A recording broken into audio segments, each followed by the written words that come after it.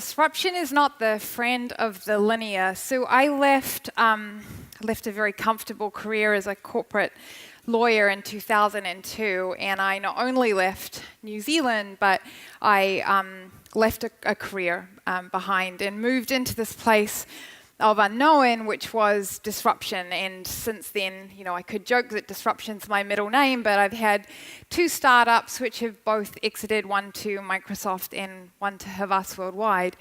And so I feel like I knew a thing or two about disruption. And when I had the opportunity to leave my second startup, I found myself in this space where I could actually distill a little bit of what I'd learned, and I realized that it couldn't have been more different than my learnings as a lawyer. So I feel that we learn these formulas, we learn these things to do, these practices, and we think those are going to take us forward. It's by using these practices that we're going to find this new space, find these interesting and exceptional and new things that are happening. And I realized as I stood back that my journey had looked a lot squigglier.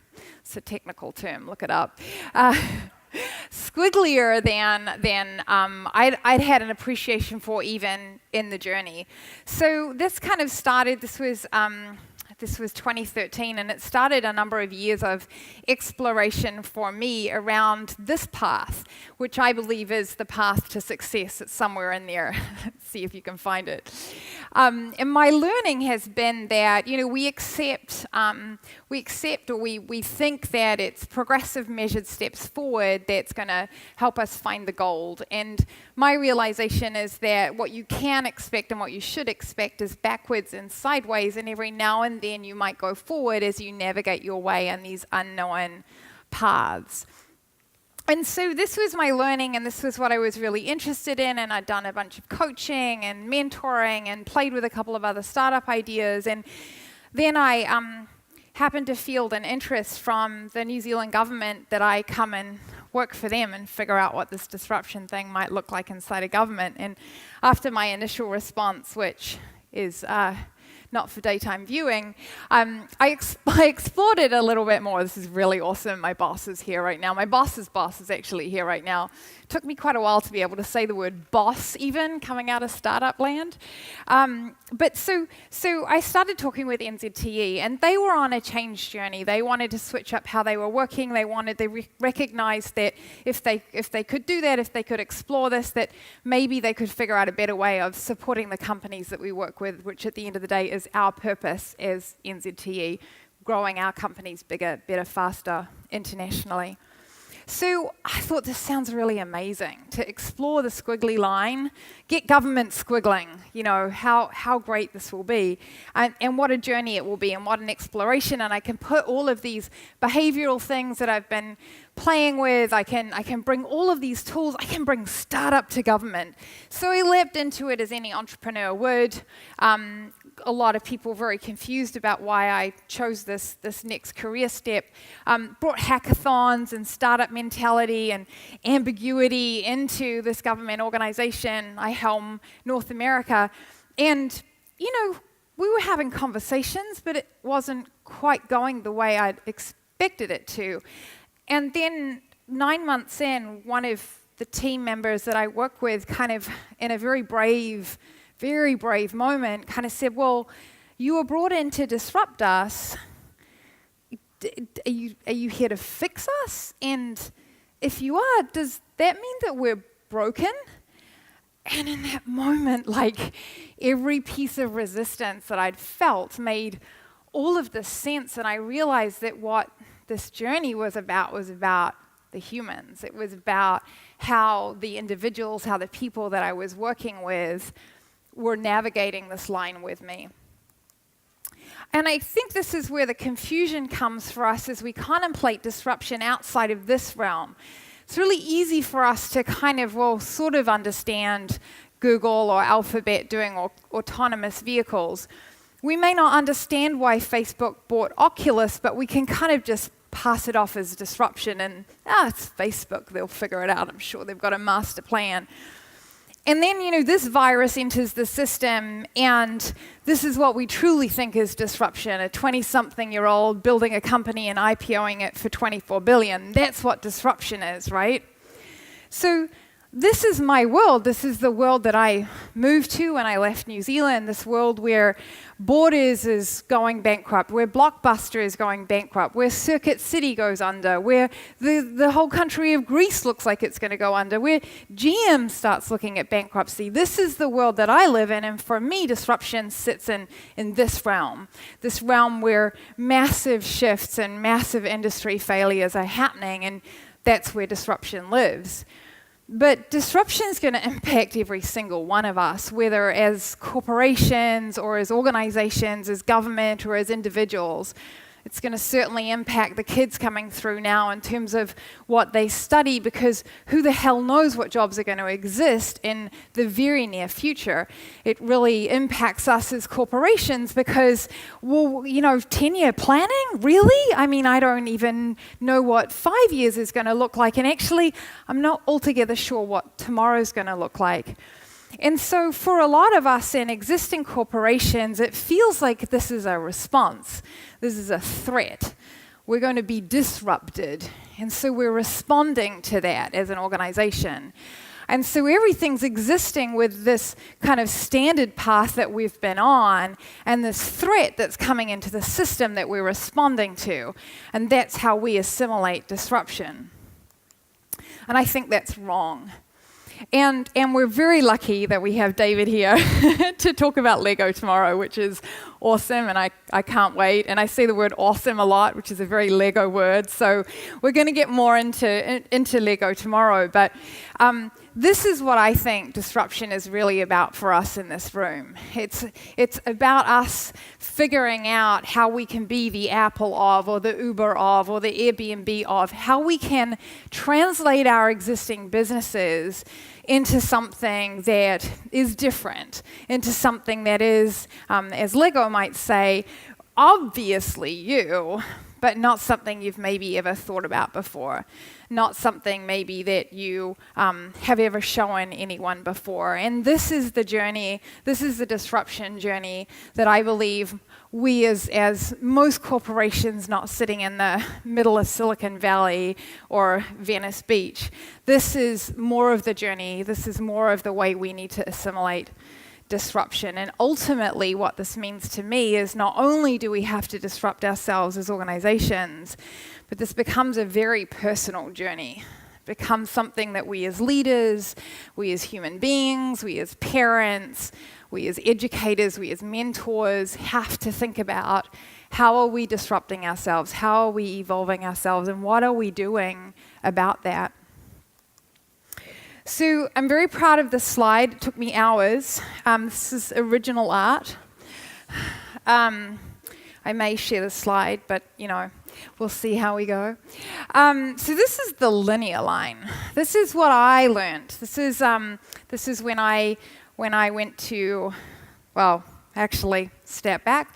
This is what we all learn. So when we're little, we learn this kind of call and response. We're taught to pick up our toys and get a cookie, or in this country, get a biscuit, and we feel happy and we learn.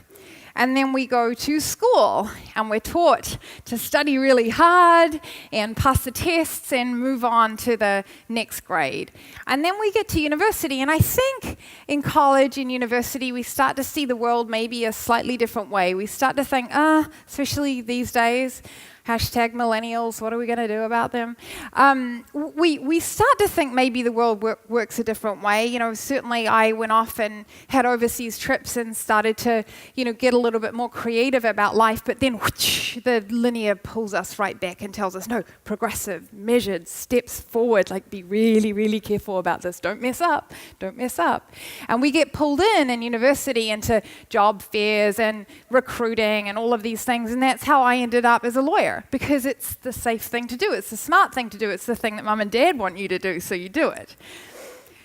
And what we're doing when we do that is we're trying to remove all risk and all failure out of the equation, right?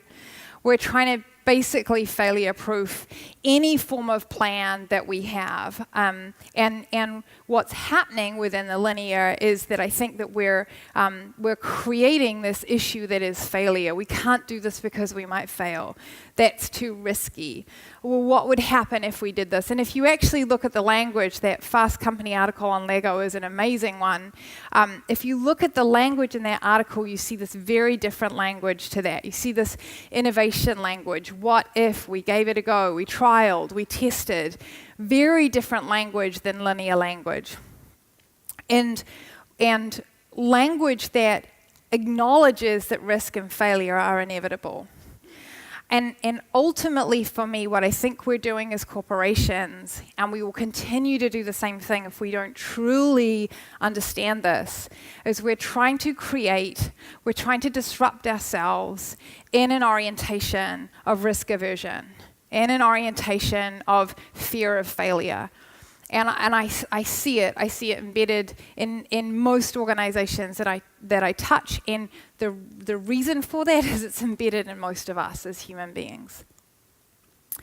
So what becomes really interesting in this context is to look at some of the leaders right now in the entrepreneurial environment. And Jeff Bezos is one who, I don't think you can really point at someone who's disrupted more than Amazon. From books to selling just about anything online to web services, now with Alexa, so looking at the digital assistant, and then into digital retail with Amazon Go.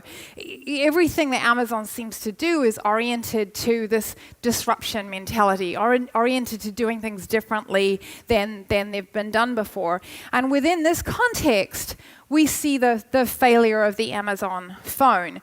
And what was fascinating about that was not just that Jeff Bezos basically stood strong as he had to write off $170 million because of the failure of that phone, and I'm sure there were a lot of other costs that weren't reported, but what was really phenomenal to me was his response to that. And his response to that was basically, I have to do this is my job. It is my job to find ways to fail. It's my job to find ways to make mistakes. And not only that, but that as my company gets bigger, as any one of our companies gets bigger, the size of our mistakes have to grow alongside that. And what a new orientation. There's nothing linear about this. And what a great message to Wall Street, that this is how we're going to be on our edge. Amazon's not someone who's really followed the Wall Street prescription anyway, but this was a really big message. And I think it should be a really big message for us as well. And what comes through in this is the linear orientation would say Jeff Bezos tried to make a phone and it flopped, and kind of judge that. The squiggly would say Jeff Bezos tried to make a phone and it flopped. I wonder what he learned from that and how he'll apply that in the future. And so the point for me within failure and within taking on risk is finding this information from what goes right or what goes wrong, finding the gaps. And it's these little gaps that exist that allow you to do something different to everyone else. And this is a massive distinction between the linear and the squiggly, because the linear wants you to follow a formula and be like everyone else. And business has kind of been okay that way for a really long time. But in an orientation in a world where we're changing at such a rapid rate, I don't think copying anyone else gets you where you need to go. And I think you're going to hear that from pretty much every speaker in the next couple of days.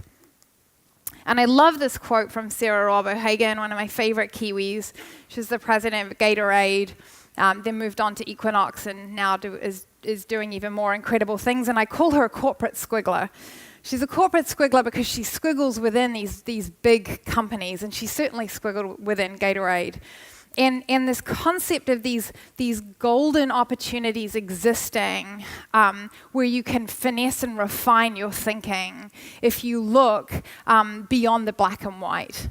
So we're looking for these gaps, we're looking for these failures, we're looking for this information to understand the next step forward. Not to validate, not to confirm what we thought, not to set a hypothesis and go, I was right or I was wrong. It's a linear orientation. It's I passed or I failed the test. but to say, what's that next shift? What's that next movement along the linear path? And we learn to value knowledge. And what we miss is in doing is where our biggest learning comes from. We miss that it's in connecting these dots, it's in physically being in the planet that we learn the most. And this is not just me saying it. There's another smart dude that said this a while ago. And the concept that the experience that we have as we deploy that knowledge, the experience the experience and the information that we get as we move on this path is the gold. That is the only true source of knowledge. And for me, this is also a shift from linear to squiggly, where we're not needing to pass or fail. We're not needing to go on to the next step. We're wanting to understand where we are right now. And the language of startup has always just held so true to me as to inform what we as mere corporates should be thinking about doing. You know, pivot, MVP, beta, agile, these are words that are bandied around now, and that was certainly my biggest learning coming out of my first startup, was that we don't need to necessarily 5-year plan. We don't need to necessarily have a plan, indeed. What we need to do is understand what we need to test. We need to get a product in front of real people who are actually going to use it and see what information we get on the back of that. And it's these words and truly understanding this language, and if you haven't been reading a lot about what these words really mean and how we really use this in software development, then you're missing a trick. You're missing a disruption trick. Because it's in this that you'll find these little navigatable moments. For me, living in LA now, it's like all about the freeway, right? And can I navigate the freeway as quickly? I'm always looking for these little gaps. I'm always ready, especially if I've got Waze going, to find a different route. And that's ultimately what this is telling you. And this is not to say that a plan is irrelevant and that you shouldn't plan. I actually do like planning. I like the idea of knowing where I think I need to get to, but we can't hold that as the only North Star. We need to constantly validate that as we are putting, our feet down on the path and actually experiencing this and actually figuring out our business. So I was going to apply this a little bit. This was the second startup, Victors and Spoils, and we felt that we could create an advertising agency online. So instead of hiring people, we could actually tap into all the incredible creative skill that exists worldwide, digitally connected, and build an ad agency off the back of that. So because most founders are really crap at selling their company, we made a video about it. So that'll... All right, let's talk a little bit about Victors and Spoils. First, what are we? Well, that's pretty easy. We are an advertising agency. Just like any old advertising agency, really. So if you know what an ad agency is and how they work and what they do, then you pretty much know what we are and what we do. Except, we are different from other ad agencies in one major way. We are built on what we call crowdsourcing principles. Now, what the hell does that mean, that we're built on crowdsourcing principles? Good question. The answer is, it still means we're an ad agency. So we've got an account director and a strategy director and a creative director or two and some C-levels and even a couple of dogs hanging out here in an actual office, just like any ad agency. But our creative department is another story. And this is where we use the principles of crowdsourcing. So our writers and our art directors and our strategists and designers and producers, they all exist in a digital database. And we call this our crowd. So the whole idea of Victors and Spoils was a very knowledge-oriented startup. We went in with a hypothesis that traditional advertising agencies were pissing off clients. They weren't delivering enough creative ideation. It was very expensive. It was very slow. And that all these digital tools existed that we could basically utilize and put to work and create a cheaper, faster, better, Magic 3 solution. And it was smart, and we surfed the wave of crowdsourcing really, really well, got a lot of PR, got a lot of interest, but the world of advertising is all oriented to pitching, which is a very expensive process, and we were finding that the big jobs, winning the key accounts, was kind of elusive to us. And my biggest learning in deploying software technology thinking to a business came when we actually decided that we needed our own MVP. We needed to test something. And we actually, instead of going through the traditional pitching route, we actually decided to pitch online. And I got another little video for you to explain that.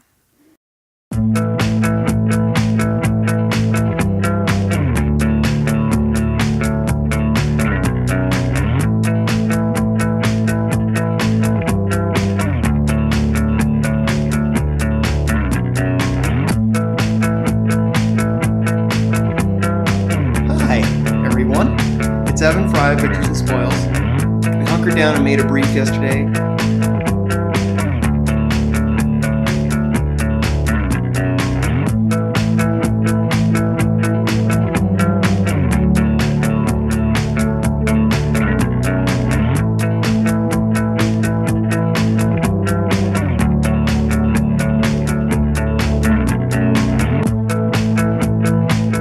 So awesome. We won the business. It's really freaking awesome. We won Harley. We were instantly cool, which is all I live for.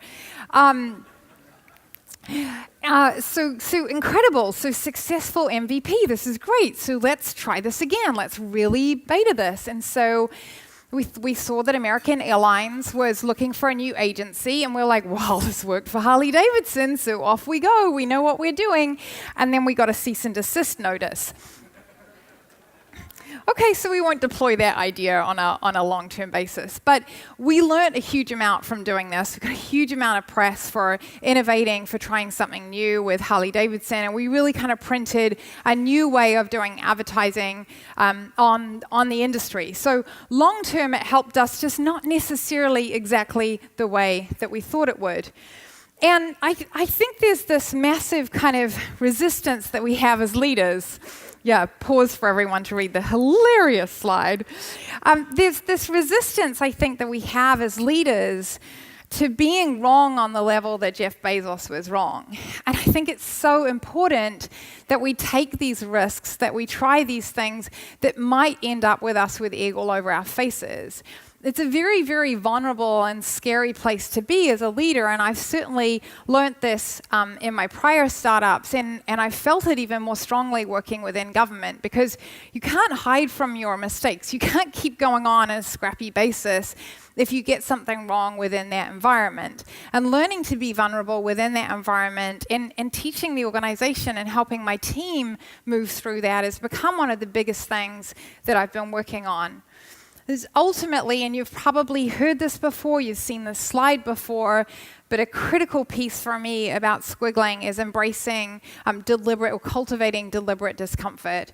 And this is actually an activity. It's something that I consciously create, and if I don't feel incredibly uncomfortable on a reasonably consistent basis, I start to think that I'm losing my edge. I start to think that I'm not actually pushing myself hard enough. And there's something really intense going on within this place, and I'm going to pretend that I'm philosophical for just a moment. Bear with me.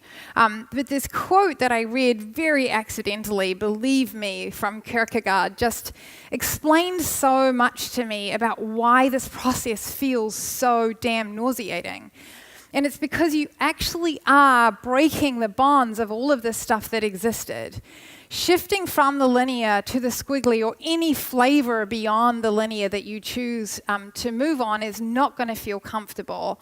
And it's going to mean that you're unpacking and unpicking and destroying stuff that your fundamental person is built on. And what's going to go wrong is really simple if you're doing it right. It really is going to be a constant pace and something that hopefully you're working with your team on, of trying something on, seeing that it doesn't fit, realizing that pink's not your color, trying the yellow jacket, just figuring out what's going to work here and what's not. And doing it as you can on a relatively pacey basis. Disruption is really something that's happening at such an accelerated pace that we can't slow down on this. Yes, we have to be conscious. Yes, we have to be deliberate. But this is not a long-term planning situation. And the biggest thing about this, it's already uncomfortable. We're already trying to break down the stuff that's fundamentally what we've based our personalities, persona, etc. on. On top of this, we're making this shit up right now. This is not a certain thing. This is pretty new. We're evolving out of, I believe, the very tail end of the industrial era. Taylorism has beaten in us the stop clock and taught us to act a certain way, and we're stretching to a point where we're evolving out of that. And we're doing an okay job. We're talking about it and we're thinking about it, but we're in a brand new part of the journey. What I think becomes critical, again, going back to software terms, is that we really start to think about how we move our team at cadence through this path. This term cadence is one that's really resonating with me at the moment. It's not just about speed, it's a little bit more about pace. So how are you working with your team? How are you working with yourself to evolve yourself through this in a more incremental way? Don't feel like you have to wake up tomorrow and be like, we're squiggling everyone. It's all up for grabs. It's probably not going to work because I tried that and it didn't work. For me, as we evolve out of the industrial era, as we move beyond what kind of Taylor has taught us and embedded in business, we're shifting because we have to. We didn't necessarily have to before, but with all of the automation, robotification that's coming down the pipe, we're no longer in a place where we can treat humans like computers or like robots. I think that as corporations, we've been trying to maximize the efficiency of human beings that aren't really oriented to do that, and robots and software and automation is going to do a much better job of that. So the job for me right now as a leader, and I would suggest the job for you as leaders right now, is to figure out what ultimately makes your humans more human. Where are the superpowers sitting within your team? I ask my team the whole time, what's your superpower? I love the question earlier from Simon. What is the one thing that you're awesome at, that maybe nobody else is great at? We've got to find those things now. It's becoming more and more critical. And the couple of things that I'll leave you with, just as clues, because we're all on this journey, and I don't think any of us know right now, and that's why this is such an incredible opportunity to learn off of each other. Curiosity is phenomenally important. And this is something a lot of you would have heard this. Hopefully you've seen Barry Diller's quote. He's a very, very smart man. We're hearing this term used a lot, something I believe very deeply in. I'm an extraordinarily curious person. It's incidentally what millennials are amazing at. The problem is the linears taught us something about curiosity. And so we're going to find as we're on this journey that there are these little rules that sit in the back of our heads and actually in our bodies. We absolutely are one connected being. And it's going to create a resistance to moving in the direction that you're going to go. And that's cool as long as you know that that's going to happen. The other thing I think is really, really important, and it's pretty hard for us to assimilate as corporations, is this concept of intuition. But I think as a processing power, our brain has just this incredible capacity to help us figure stuff out when we're not actually actively thinking about it, when we're not actually actively trying to figure it through. And this is a shift for me as well. It's a shift that starts us thinking about office hours, about where people should work, how hard people should work, where we can get productivity gains, where the best thinking is going to come from. And all of mine happens in the shower. Don't know about you guys, but this concept of intuition and how we really flex our muscle within this, both individually and as corporations, I think is really, really important, and we've only just started to scratch the surface on this. So obviously I'm perfect and I've got it all figured out because I'm standing up on the stage and I'm telling you all about it, but the small secret is that I'm not. And my husband actually built this for me. It's a meditation bench, subtle suggestion on his part. There's a not so subtle one that might say shut the something up, just in case I didn't get the message of this one. we're seeing a lot come through right now, certainly in the US, and I'd like to think it's making its way into New Zealand as well, about active centering, mindfulness, meditation, and just finding space. And one of the biggest impacts for me was an incredible blog called "You Can Be Busy or Remarkable, but Not Both." This was Cal Newport, who wrote a great book on deep work. And he's a statistician. He's a tenured professor at Georgetown University. He talked about the fact that the most successful people he knows, the most remarkable people he knows, cultivate these moments of silence and these moments of quiet. And I think if there's one thing that I leave you with, obviously, other than your new favorite word being squiggle, the one thing I'd really like to leave you with is just a thought about where you're finding your quiet time. Where are you allowing your mind to meander? Where are you allowing moments for reflection and for processing that's maybe not sitting down, banging out Excel spreadsheets or doing 5 to 10 year planning? So that's me, and thank you for listening.